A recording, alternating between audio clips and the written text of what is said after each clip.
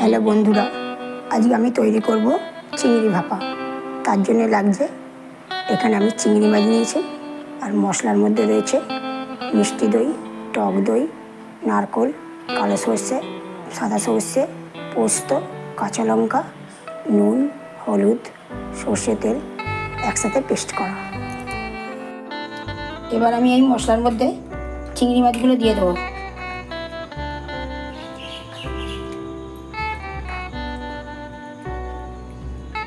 দিয়ে এটাকে ভালো করে মাখিয়ে নেব।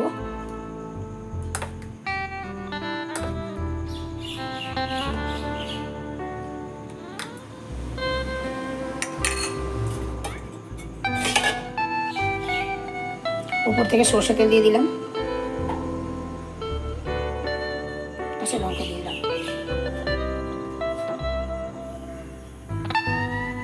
এখানে কড়াইতে আমি জল দিয়ে দিয়েছি, জল ফুটে গেছে। এবার আমি টিফিন কাঠিটা ঢেকে বসিয়ে দেবো।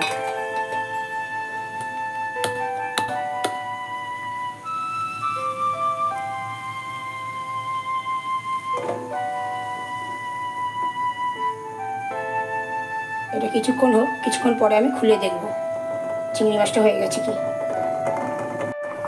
15 মিনিট হয়ে গেছে। এবার এটা আমি নামিয়ে দেখবো চিংড়ি মাছটা সেদ্ধ হয়েছে কি। টিফিন কাঠিটা ঠান্ডা হয়ে গেছে, এবার আমি খুলে দেখবো এটা হয়ে গেছে কি।